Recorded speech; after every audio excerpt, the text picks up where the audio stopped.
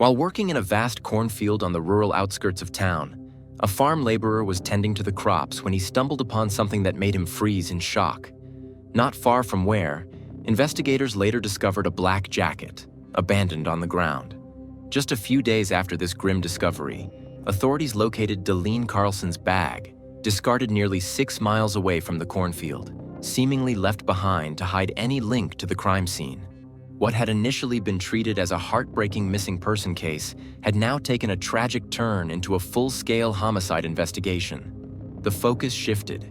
It was no longer a question of what had happened to Delene, but rather who was responsible for this and why they had done it. Dear viewers, please don't forget to like, leave a comment under the video, and subscribe to the channel so as not to miss new videos. This is very important to us. Delene Janice Carlson entered the world on February 22, 1988, in the sunlit state of California.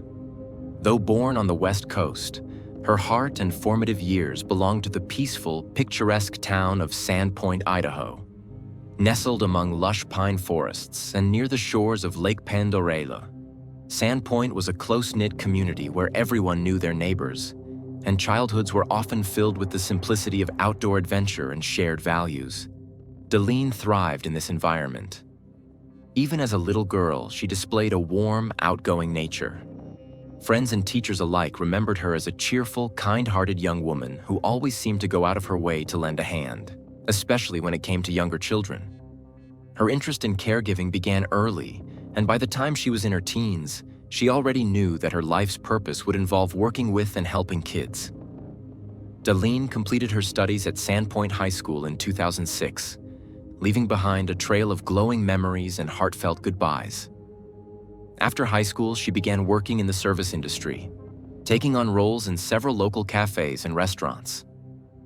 Whether she was serving coffee, clearing tables, or chatting with customers, Delene earned a solid reputation for being both diligent and personable. Her work ethic was unmatched, and her ability to connect with people made her a favorite among coworkers and regulars alike. She never treated it as just a job. For her, it was a stepping stone towards something bigger. In the summer of 2011, fueled by ambition and the hope of a brighter future, Delene made the significant decision to move back to California, specifically to the city of Stockton. She would be living with her Aunt Maggie, and the move marked a new chapter in her life. The relocation wasn't just about a change in scenery. It was a strategic leap toward her long-held dream.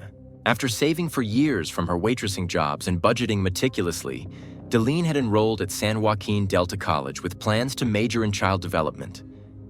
It was a dream she'd been working toward for a long time. She envisioned a life spent making a difference, one where she could support and nurture the growth of children in need of care and guidance. With only a few months left before the semester started, Delene focused on adjusting to her new surroundings and establishing a social circle in Stockton. Her cousin Cecily was instrumental in this transition, serving as her personal tour guide, showing her the best spots in town, introducing her to people, and helping her feel at home. Delene, with her usual confidence and charm, quickly began to make new friends. One local hangout spot quickly became her favorite, a casual nightlife venue called Bar and Grill. With its relaxed vibe and friendly crowd, it was the perfect place for someone like her to unwind and socialize. On the evening of August 6, 2011, Delene decided to head out alone for the night. Cecily, who was battling a fever, opted to stay home. But Delene, ever the independent spirit, didn't want to miss out on an evening she'd looked forward to. Dressed in her favorite black and white vest top paired with stylish ripped blue jeans, she got ready for the night. Before she left, she asked Cecily to take a quick photo of her outfit. A simple act, but one that would later become crucial. As she left, her Aunt Maggie reminded her with a lighthearted but firm tone to be back no later than 3 a.m. Delene smiled, acknowledged the curfew, and headed into the warm Stockton night. But 3 a.m. would come and go without the sound of the front door unlocking. Then 3:30 passed, then 4. Maggie, still awake and worried, began texting Delene repeatedly, hoping for a reply, hoping perhaps she had decided to sleep over at a friend's house. She tried to rest but couldn't.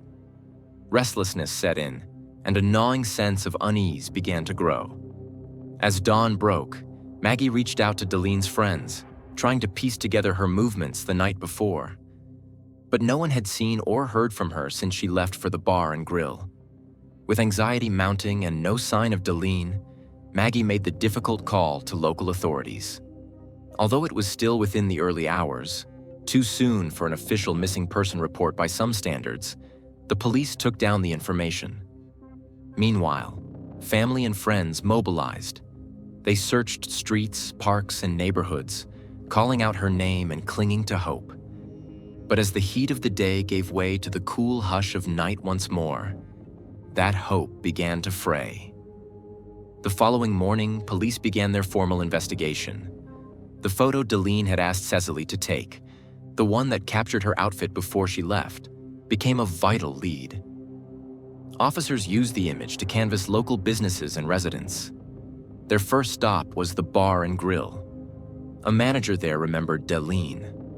She had been a regular, friendly, sociable, the kind of patron who made an impression. He recalled her spending much of the evening outside, chatting and enjoying the night air. Nothing had seemed particularly strange, but one detail stood out. Delene had arrived with a friend, but had also bumped into someone from her past, Jacob Evangelisti, her 25-year-old on-and-off boyfriend. According to Jacob, their relationship had been rocky of late.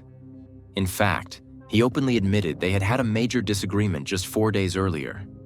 He had learned Delene had been speaking with James Cousins, a mutual acquaintance, and tensions had flared. Jacob told officers that despite their strained dynamic, they had both spent time at the bar that night, though somewhat apart. He said they hung out with mutual friends but kept their distance emotionally. At some point, Delene told him she wanted to end things for good. While Jacob said he was hurt and wanted to reconcile, Delene seemed resolute.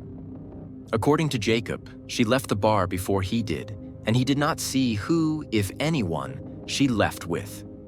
His timeline aligned with what employees remembered, but authorities still had their doubts. Both Jacob Evangelisti and James Cousins were labeled persons of interest, not suspects, but individuals worth further attention. As law enforcement reviewed footage from the security cameras at the venue that Delene Carlson had visited that night, they began piecing together a fragmented timeline. The recordings clearly captured her standing outside the building for an extended period, casually smoking a cigarette and interacting with other patrons. At approximately 1 a.m., she was seen re-entering the building. Although there were still a number of people milling about, the mood was beginning to wind down as the evening stretched deeper into the early morning hours. One particularly notable moment captured on camera showed a man briefly putting his arm around Delene. That man was identified as 25-year-old Jason Gilly, someone who, like many others in her social circle, was considered a mutual friend. Jason's connection to Delene wasn't just casual. He lived with James Cousins, the same James whom Delene had reportedly been speaking with recently, the same James who had once caused tension between her and her former boyfriend, Jacob Evangelisti. Shortly after that brief interaction, Delene headed back outside, where she was spotted having a heated conversation with Jacob. Surveillance footage depicted her as visibly animated, gesturing emphatically with her hands, clearly passionate and possibly upset. This interaction seemed to align with Jacob's prior statement to the authorities, in which he mentioned that they had exchanged strong words that night, continuing to hash out unresolved issues between them. After this confrontation, Delene went back inside alone, while Jacob remained outside, smoking a cigarette and talking to a friend. When the clock struck 3 a.m., the venue officially closed for the night. People trickled out, the staff wrapped up for the evening, and the lights dimmed. Yet curiously, there was no surveillance footage showing Delene leaving. The same went for Jacob. Both had somehow exited the building undetected, either through a blind spot or perhaps a back exit not covered by cameras. Their movements were unaccounted for during that crucial window, leaving investigators puzzled. What began to emerge next were the final digital breadcrumbs from Delene herself. Jacob told police that not long after the venue closed, He had received multiple calls from her, 12 to be exact. In one of those brief phone calls, he could hear a man's voice in the background. Delene, in a casual tone, mentioned that she was drinking at Jason Gilly's house. This detail raised eyebrows because Jason had previously stated that he had left her at the bar hours earlier. In an early morning text, Delene asked Jacob if she could come over to his house later, and he agreed. However, after that message, communication ceased entirely. Jacob eventually fell asleep and awoke to silence. No missed calls, no new messages. Just an unsettling quiet. With this new information, the investigation turned toward Jason Gilly and James Cousins. Detectives wanted to speak with them directly. Jason shared a home with his mother and grandmother in Stockton, and James Cousins was also temporarily residing there. When questioned, James was calm and cooperative. He acknowledged that he and Delene had been talking, but clarified that their connection wasn't romantic or exclusive. He also provided solid proof that he had been out of town on a trip during the time of Delene's disappearance. This alibi was corroborated by multiple credible sources, effectively removing him from the immediate list of suspects. Jason's statements, however, raised more questions than they answered. He initially told investigators that after briefly encountering Delene at the bar, he had offered to give her a ride home, but had to leave alone at around 1 a.m. because his grandmother had contacted him, urgently requesting his return. She had told him that his young son was unwell, and he needed to come home. According to his grandmother, Jason did indeed arrive home by approximately 1:30 a.m., but Jacob's version of events contradicted Jason's. Delene had told Jacob that she was at Jason's place drinking. Who was telling the truth? To make matters even more complex, Jason pointed detectives back toward Jacob, emphasizing the intense argument he had witnessed between the two earlier that night. Jason described the disagreement as volatile, suggesting that it might have escalated further after they left the bar. Meanwhile, the community was rallying in full force. Delene's family and friends worked tirelessly, refusing to stand still while answers remained elusive. They managed to raise $1,000 to add to the $1,000 reward already offered by Crime Stoppers. A semi-professional football team in the area volunteered to host a charity match and a raffle to raise additional funds. Volunteers handed out missing person flyers in shopping centers, parking lots, and neighborhoods. They organized search efforts and continued pushing her story on social media. The pain of not knowing began to eat away at them. As one of her close friends said during a local news interview, having to talk your brain out of every single possible scenario is exhausting and terrifying. The constant guessing, trying to connect dots that may not even be there, it consumes you. The uncertainty becomes a shadow over everything. As time passed and no solid leads emerged, investigators expanded their efforts. They visited every nearby business, asking for access to any camera footage, no matter how minor. It was a time-consuming process. The constant guessing, trying to connect dots that may not even be there, it consumes you. The uncertainty becomes a shadow over everything.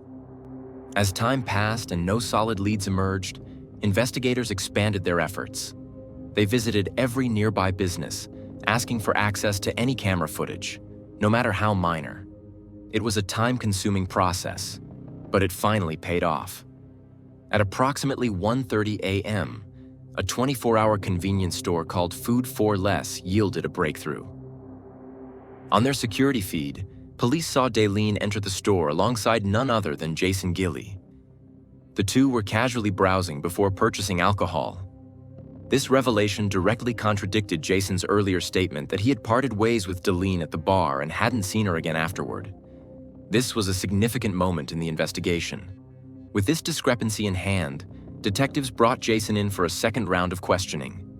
They approached it calmly but directly, giving him the opportunity to clarify his story. "What time did you say you got home again?" one officer asked. "About 1:20, maybe 1:30, Jason replied, sticking to his original timeline. Then, without missing a beat, the officer showed him the surveillance footage. There was Jason, clear as day, at the store with Delene at 1:30 a.m. He blinked, clearly taken aback. "We know a lot more of what's going on right now," the officer said gently but firmly. Jason hesitated. Okay, wait a minute. Wait, he stammered. I left the bar with Delene to go to Food for Less. Now backtracking, Jason said he had forgotten that detail. He explained that after buying the alcohol, he dropped Delene back off at Finnegan's, a nearby location where people often met up after bar hours. This sudden shift in his story did not go unnoticed. As the interrogation with Jason Gilly progressed, investigators could sense that something in his demeanor was beginning to shift. The inconsistencies in his story were becoming harder to explain away, and his confidence appeared to falter under the weight of the mounting questions. Detectives, drawing on years of experience, recognized the subtle indicators, the hesitant glances, the shaking hands, the voice that cracked ever so slightly. Jason was unraveling, and they were determined to get to the truth. Jason, one of the detectives said, gently but firmly. Let's try to make this better. Right here, right now. You know what happened. You were there. Jason's eyes welled up. Tears gathered along the edge of his lashes as he finally began to open up more than he had in previous interviews. His voice trembled. We hung out for a little bit more after we got back to my place, he said. Then she got upset. She wanted to go home. He admitted to police for the first time that after leaving the bar and stopping at the store, they had in fact gone to his house together. But he claimed things took a turn shortly afterward. According to Jason, Delene became upset during their time at his home. He didn't elaborate on the reason for her frustration. He said she made the decision to leave, choosing to walk home rather than stay any longer. Jason then told investigators that he followed her in his car, trying to convince her to get in. Eventually, she accepted the ride. But what happened next would only deepen the mystery. Jason claimed he didn't drive her home. Instead, he said Delene had asked to be dropped off somewhere different, 40 miles south of where they had started. He couldn't give a specific reason for the odd request, only that she insisted. According to him, after dropping her off, he drove to get gas. He described feeling deeply unsettled afterward, racked with regret, anxiety, and guilt.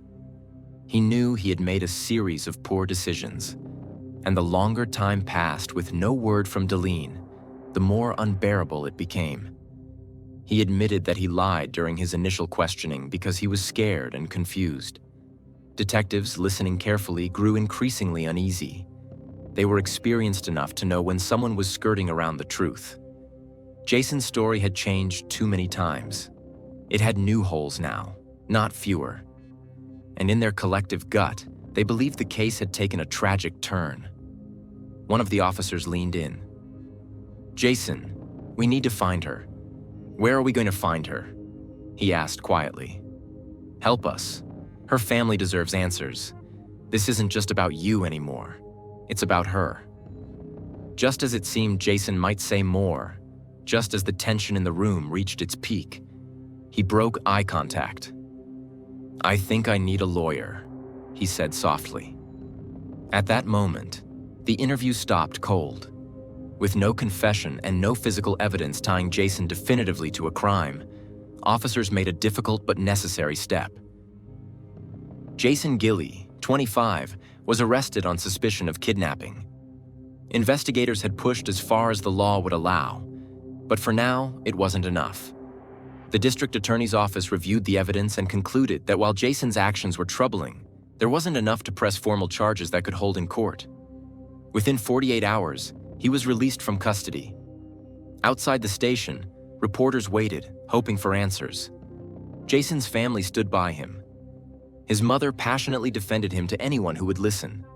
She insisted her son was innocent, that Delene had been at the house but left of her own free will on Sunday morning. Once again, a story directly contradicted Jason's earlier claims, another inconsistency in a growing stack. The public pressure mounted. Jason was now the sole person of interest in Delene's disappearance. Yet he walked free. The community was rattled, and the family was heartbroken. The lead prosecutor addressed the press candidly. It doesn't matter how strong your instincts are. It matters what you can prove. And right now, we can't prove enough. Despite the lack of charges, the investigation pressed forward. Jason maintained that he had simply been caught in a bad situation and that he was not, as he put it, a bad guy. But then came another discovery. This one caught on camera. Surveillance footage from a convenience store showed Jason arriving at the gas station around 11 a.m., the morning after Delene disappeared. He was seen at the pump, topping off his gas tank. But something else stood out. As the footage was digitally enhanced, investigators noticed Jason appeared to be wiping down his arms and the front of his shirt.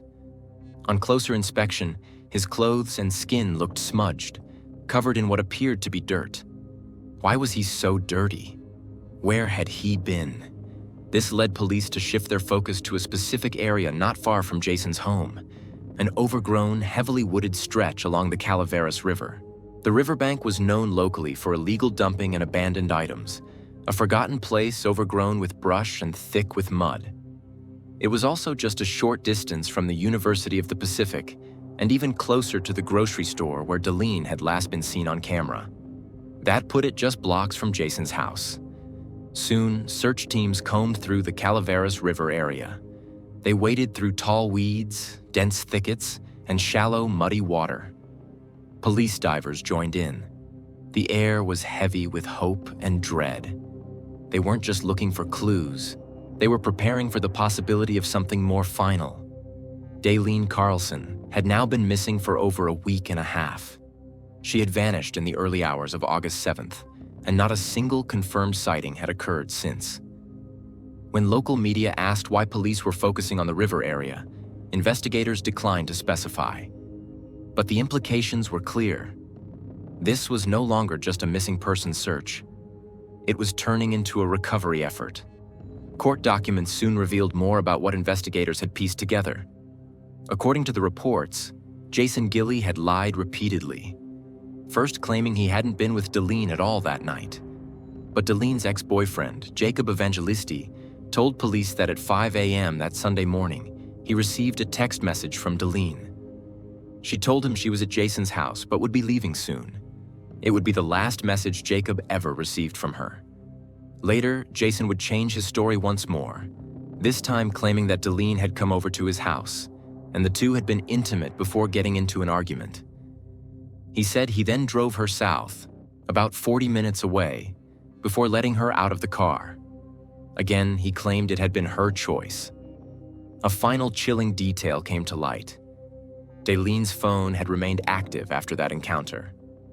At 11:25 a.m. on Sunday, Jason's roommate received a strange text message from her phone. It said that Delene was somewhere on Country Club Boulevard, a busy thoroughfare near central Stockton, and that her phone battery was dying. But by the time the message was received, Delene was already missing, and the phone would soon go silent forever. As the investigation into Delene Carlson's disappearance entered its 7th week, tension was mounting, and time felt like both a relentless enemy and a fading ally. Detectives continued to comb through digital footprints, interview acquaintances, and recheck areas that had already been searched. Among the many leads they pursued, one particular strand continued to pull at them: messages that had been sent from Delene's phone after she was last seen.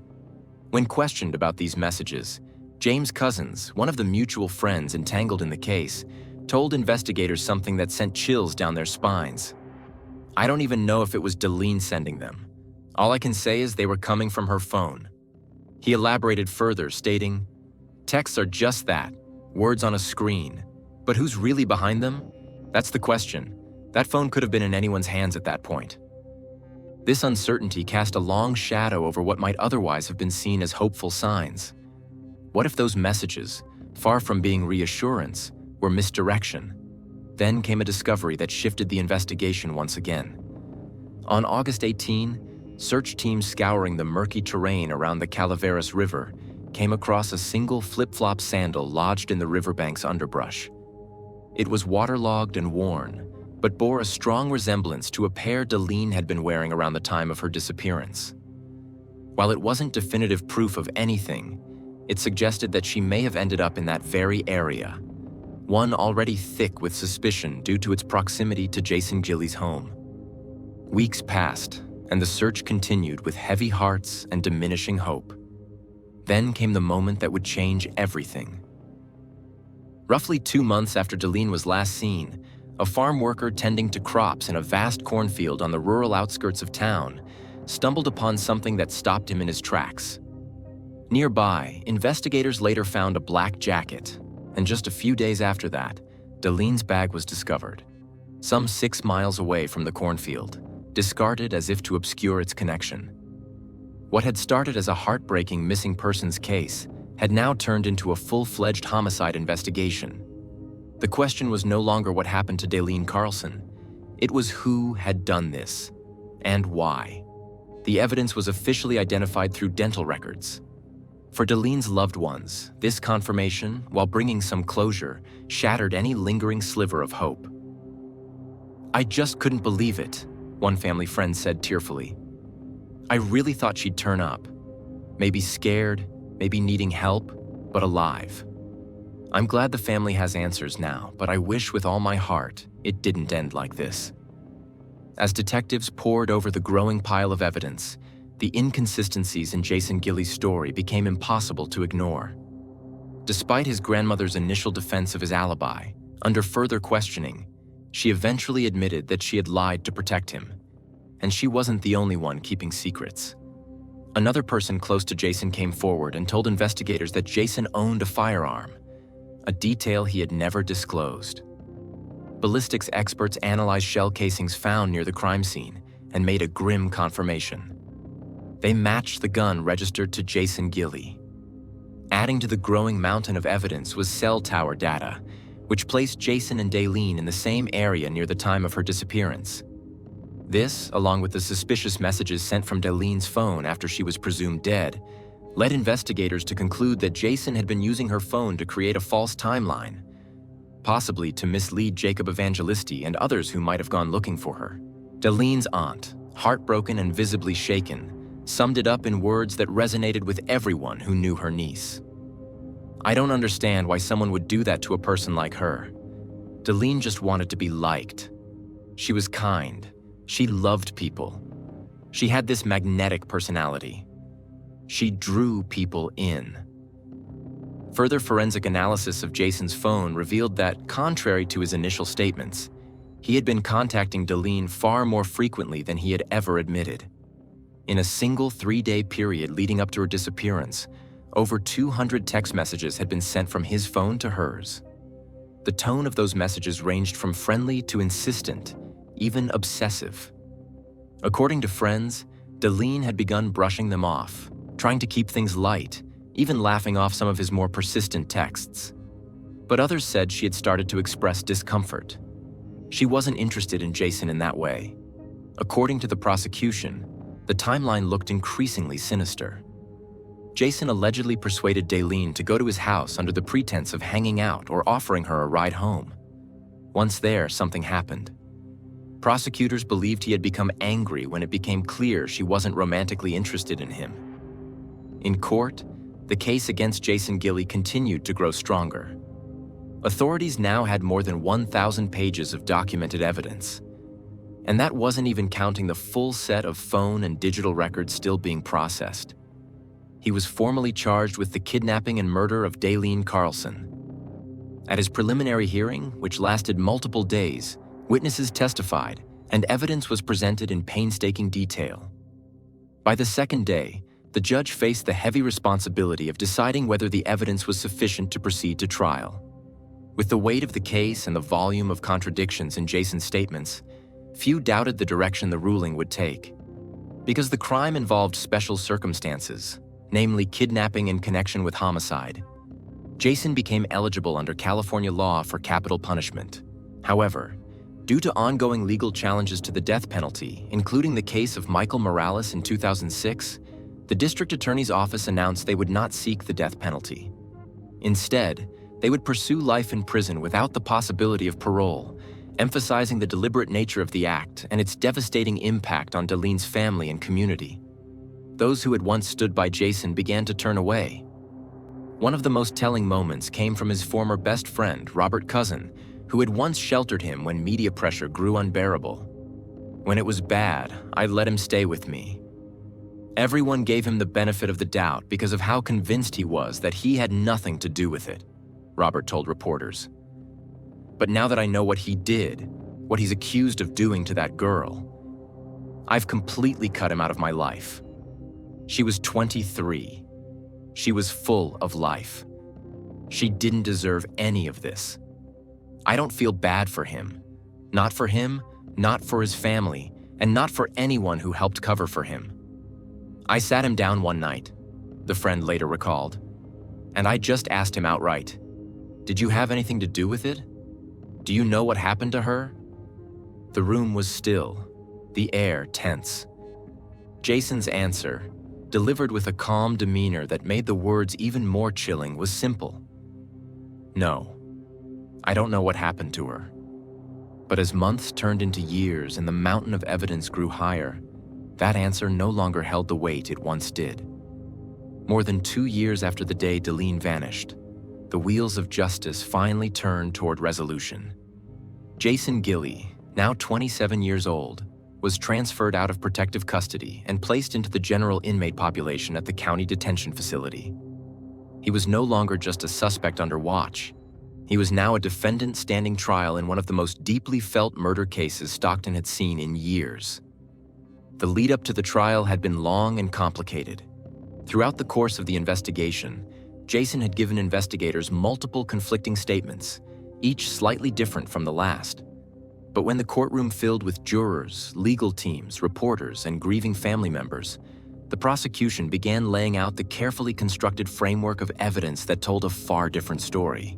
It was a story rooted in phone records, forensic analysis, surveillance footage, and above all, behavior patterns that pointed to a chilling conclusion. As the prosecution made its closing arguments, they painted a picture of a man who had become increasingly obsessive. They noted the over 200 text messages Jason had sent her in just 3 days, many of which Delene had ignored or politely deflected. And they reminded the jury of the forensic evidence.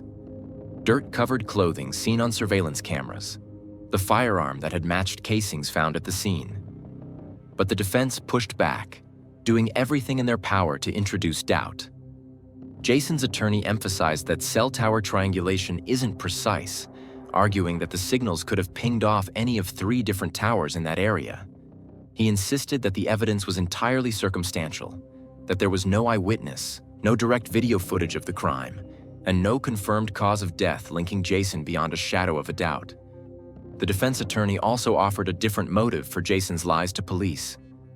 It wasn't guilt, he said. It was embarrassment. He told the jury that Jason had concealed the truth of his relationship with Delene because he feared judgment from mutual friends. He didn't want others to know about their romantic involvement, as he believed it would be considered inappropriate or socially complicated within their friend group. That, the attorney argued, was the only reason Jason had misled investigators. Not to cover up a crime, but to protect his reputation. Yet even as the defense built this alternate theory, the prosecution reminded the jury of one undeniable truth. Jason Gilly had changed his story again and again, each new version conflicting with the last, each new twist coming only after new evidence had emerged. That, they said, was not the behavior of an innocent man. After both sides rested their cases, the courtroom fell into a heavy silence. It was now in the hands of the jury to decide Jason Gilly's fate. The deliberations did not last long. Jason Gilly was found guilty of both kidnapping and murder. The judge sentenced him to life in prison without the possibility of parole. It was a sentence that would keep him behind bars for the rest of his natural life. To this day, Jason has never publicly admitted what truly happened that night.